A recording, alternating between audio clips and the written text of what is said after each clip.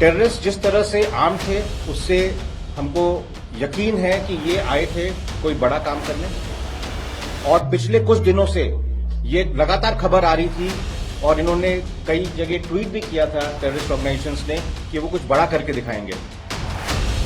आप देख सकते हैं कि किस किस्म का हथियार लेकर ये आतंकवादी आए हुए थे। इनके पास M4 सीरीज राइफल है। ये वो M4 सीरीज राइफल है जो नेटो फोर्सेस और अमेरिकन फोर्सेस 2021 में जब तालिबान ने अफगानिस्तान पे कब्जा कर लिया था, उसके बाद जो वो हथियार वहां छोड़ के आगे थे, ये हथियार अब पाकिस्तान की spy agency inter service intelligence इस समय इन आतंकवादियों को प्रोवाइड कर रही है। इसके अलावा ये बायनोकुलर भी लेकर आए थे ताकि पूरी तरह से नजर रख सकें। लेकिन इंपॉर्टेंट बात, इसे steel coated armour piercing bullet कहते हैं, यानी कि ये आपके बुलेट प्रूफ जैकेट को भी चीर कर जा सकती है। इंसेंडियरी वेपन जो है, आपने देखा होगा कि जब उड़ी में अटैक किया गया था 2016 में, उड़ी में भी जब इन्होंने हमारे जवानों को टारगेट किया, उसके बाद इन्होंने इस इंसेंडियरी वेपन का इस्तेमाल करते हुए वहां पर टेंटों को आग लगा दी थी। इस बार भी इनकी मंशा थी कि दिवाली से पहले बहुत बड़ा अटैक करके ज्यादा से ज्यादा लोगों को मार के एक बिग बैनर हेडलाइन बनाने की कोशिश थी।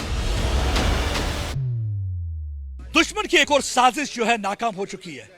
पाकिस्तान से आए 3 जैश ए मोहम्मद के आतंकवादी दिवाली से पहले एक बहुत बड़ी घटना करना चाहते थे।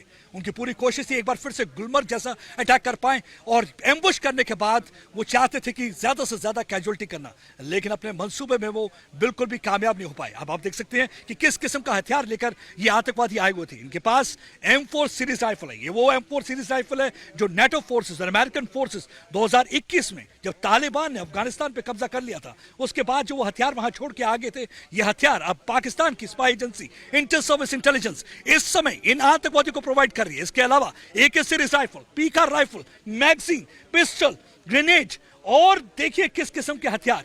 और आप उसके अलावा ये अपने साथ देखिए, ये बायनोकुलर भी लेकर आए थे ताकि पूरी तरह से नजर रख सकें। लेकिन इंपॉर्टेंट बात जो मैं आपको बताने जा रहा हूं, ये देख सकते हैं, ये नॉर्मल बुलेट्स नहीं है, इसे steel coated armour piercing bullet कहते हैं, यानी कि ये आपके बुलेट प्रूफ जैकेट को भी चीर कर जा सकती है। इनका इरादा था जितनी ज्यादा कैजुअलिटी करना चाहते हैं वो उनका इरादा था। आप देख सकते हैं इनके पास ये जूते हैं और सर्दियों के लिए देखिए कपड़े, यानी कि इनका इरादा था ये कैजुअलिटी करने के बाद किसी जगह पे जाके छुप जाना और सर्दियों में यहां रहकर ज्यादा से ज्यादा यहां दहशत फैलाना और यहां पे लोगों को मारना, इनकी यही मंशा थी। लेकिन मेरे ख्याल से ये हथियार आप देखिए, ये चॉकलेट नहीं है, ये कोई दिवाली पे कोई गिफ्ट रैपर नहीं है जो ये आतंकवादी लेकर आए हैं। जो भी सियासतदान कहता है कि पाकिस्तान से बातचीत होनी चाहिए, उन्हें एक बार इन हथियारों को देख लेना चाहिए, क्योंकि ये हथियार जो हैं ये कोई दिवाली का गिफ्ट रैपर लेकर नहीं आए थे, बल्कि ये मारने के लिए आए थे। और किनको मारने के लिए आए थे?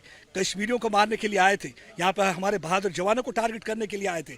जो भी कोई सोचता है कि ये हमारे खैर को है, हमारे वेल विशर है, बिल्कुल गलत। अगर आपका कोई वेल विशर है तो ये वर्दी वाला जवान है जो हमेशा सरहद पर खड़ा रहता है। अगर आपका कोई वेल विशर है, ये वर्दी वाला शख्स है जो हमेशा चट्टान की तरह सरहद पर टिका रहता है कि अपने सीने पर गोली खाने के लिए, क्योंकि एक अनरिटन कमिटमेंट है उसकी देशवासियों के साथ और देश के साथ कि चाहे मुझे अपनी जान भी देनी पड़े और मैं अपनी जान भी दे दूंगा। अब मैं आपको दिखाता हूं, ये देखिए जूते थे इनके पास, सर्दियों के लिए हथियार था और मेडिकल किट पूरा। देखिए एक हिसाब से अगर गलत ना होगा कहना कि ये आतंकवादी एक मेडिकल कोर की टीम के तरह ऑपरेट कर रहे थे। ये देखिए पूरे किस्म के हथियार हैं इनके पास, उसके अलावा ये बैंडेजेस हैं, ये मेडिसिन है, ये इंसेंडियरी वेपन देखिए, ये जो होता है आग लगाने के लिए काम आता है, उसके अलावा ड्राई फ्रूट है, और ये इनके पास से 3 बैग बरामद हुए। इंसेंडियरी वेपन जो है, आपने देखा होगा कि जब उड़ी में अटैक किया गया था 2016 में, उड़ी में भी जब इन्होंने हमारे जवानों को टारगेट किया, उसके बाद इन्होंने इस इंसेंडियरी वेपन का इस्तेमाल करते हुए वहां पर टेंटों को आग लगा दी थी। इस बार भी इनकी मंशा थी कि दिवाली से पहले बहुत बड़ा अटैक करके ज्यादा से ज्यादा लोगों को मार के एक बिग बैनर हेडलाइन बनाने की कोशिश थी। लेकिन उनके सारे मंसूबों को हमारे बहादुर जवानों ने पूरी तरह से नाकाम कर दिया और तीनों जैश ए मोहम्मद के पाकिस्तानी आतंकवादी जो यहां पे आए थे उनको मार गिराया। और आप देख सकते हैं, एक बार फिर से ये हथियारों की तरफ नजर डालिए। अगर किसी को अभी भी शक और शुबा हो और उसको लगता हो कि ये उनके वेल विशर हैं, ये उनके लिए लड़ने आते हैं, बिल्कुल नहीं, ये उनके लिए कोई भी नहीं आता। अगर ये आते हैं तो सिर्फ जम्मू कश्मीर के लोगों का खून बहाने आते हैं, इनोसेंट को टारगेट करने आते हैं, क्योंकि डेमोक्रेसी को टारगेट करने की कोशिश की, लेकिन कश्मीर के लोगों ने इनके मुंह पे करारा तमाचा मारा। हमने देखा कि किस किस्म से बम्पर टर्नआउट था, और इसके बाद उन्होंने सोचा कि अब डेमोक्रेसी को तो हम कुछ कर नहीं पाए, अब डेवलपमेंट को टारगेट करते हैं। एक वजह थी कि नॉन लोकल्स को टारगेट कर रहे थे, और उसके साथ साथ हमारे बहादुर जवानों को टारगेट करने की कोशिश थी, लेकिन उनके इरादे कामयाब नहीं हो पाए।